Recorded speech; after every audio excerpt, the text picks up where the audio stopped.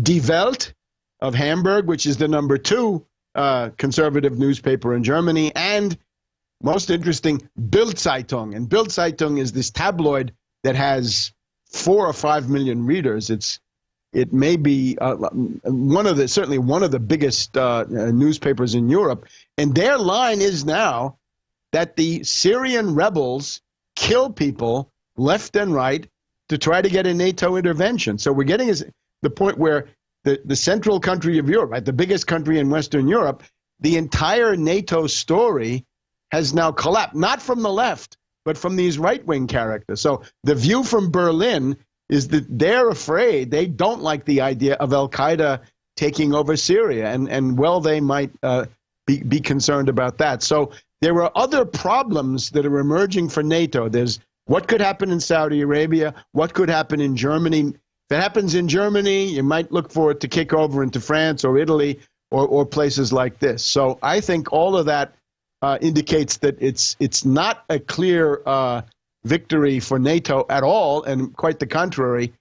Their perfect storm last week didn't gel. It just hasn't come together for them, and they're either going to have to escalate or find something else to do. But this is now obviously very dangerous. And in that regard, about 2 weeks ago, we had an article here in the Washington Post by David Ignatius. David Ignatius is a guy with connections to the State Department. And Ignatius was saying, the Saudis have canceled all leaves for their military personnel for the summer. He's saying that the CIA has people on the ground in Turkey. This we know. He seemed to be saying that the CIA has people on the ground in Syria providing command, control, and communications, that the Israelis have gotten into the act by activating their agents along the Syrian-Israeli border, since Syria is a frontline state.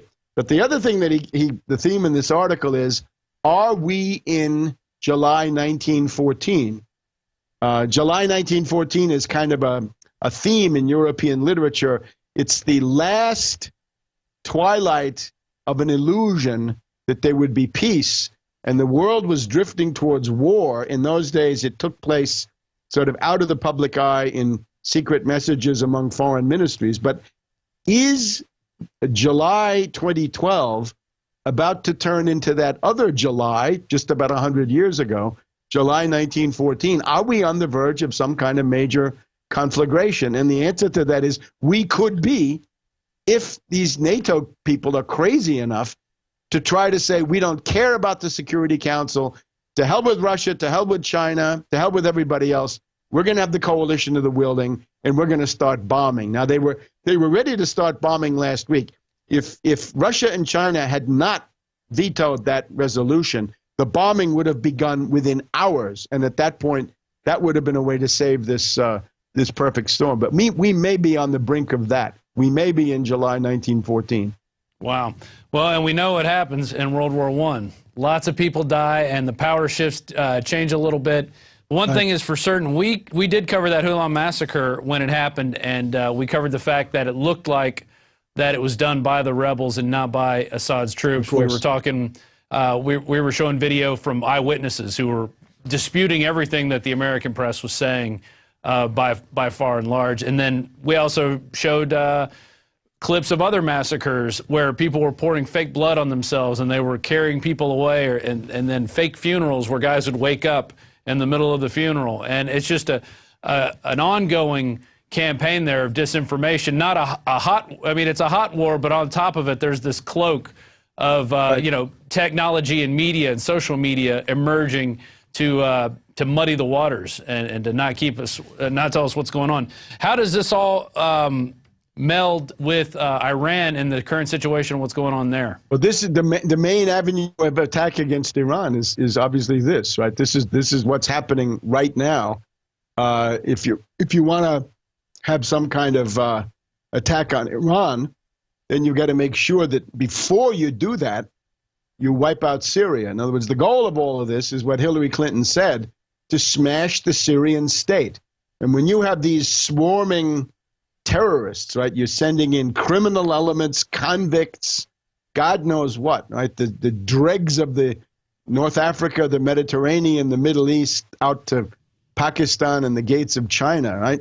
You're sending them in. That's to destroy civilization as we've known it. So that's the goal of the U.S. And the idea would be to break up the Syrian state. You wouldn't have a single government. You'd have Kurdistan seceding. You'd have parts of it going with Turkey. You'd have other parts absorbed by Israel, most likely. The Kurds from as I said before.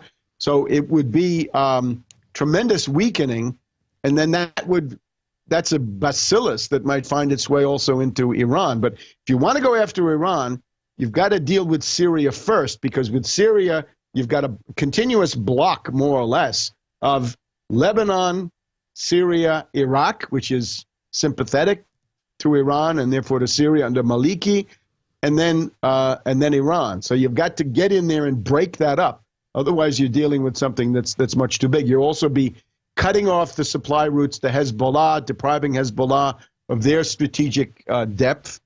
And I would point out that the Palestinians, Hamas, have essentially stabbed Syria in the back by saying they support the attack on Syria, but Hezbollah is hanging tough. They're supporting Assad, and as does Iran, and then the Russians and the Chinese.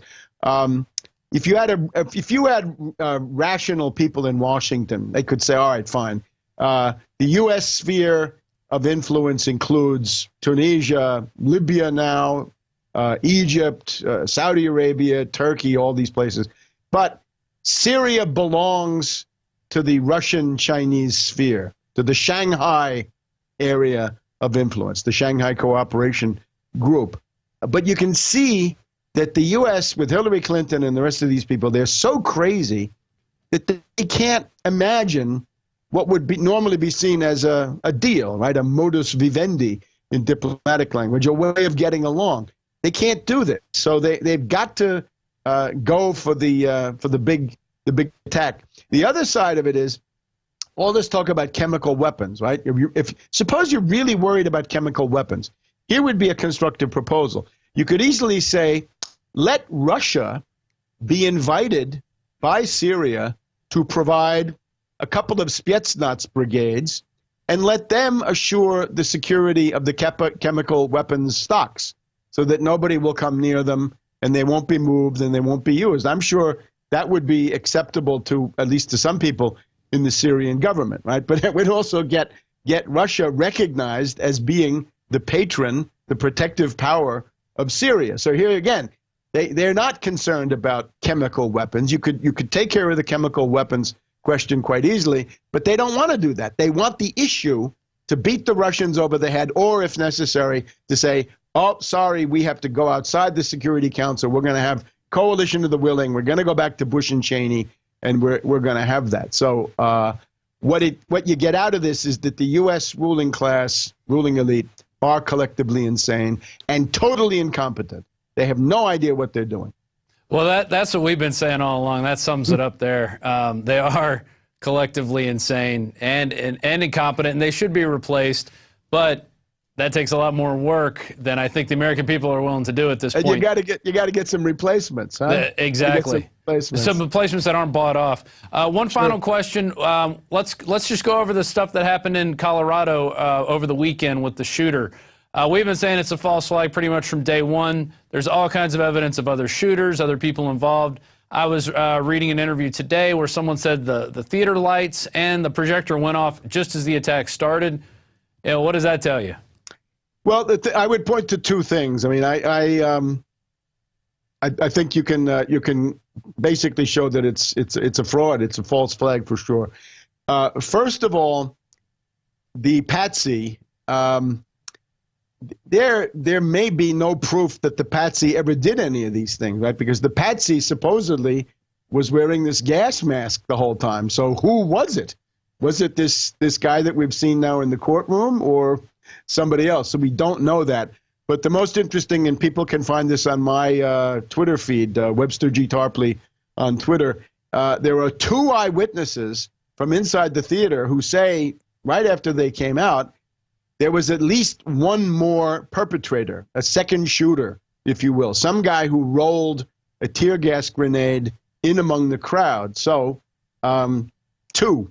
As soon as you have two, you're back in the world of Breivik, when there were two, Major Hassan, when there were two or three, Bobby Kennedy, Sirhan, there was obviously another shooter, Hinckley, probably another shooter. In other words, the psychotic patsy cannot be relied on to do these things. You've got to have a technician. You've got to have somebody who's professionally trained to do that stuff. Someone who's not drugged up on Vicodin. All this stuff.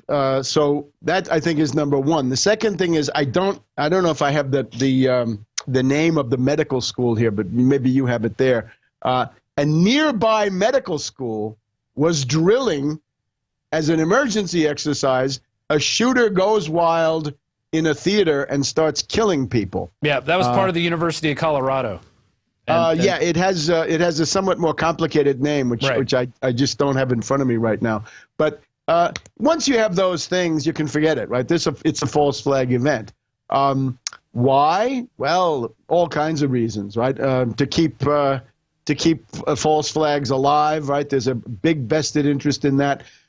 To prepare for possible October surprises or other things, because if NATO doesn't get their way in regard to Syria, the last straw, right? The ultima ratio for NATO is always, if you can't get what you want, try a Gulf of Tonkin or try a false flag or try both. So something along those lines, I think, is the reason.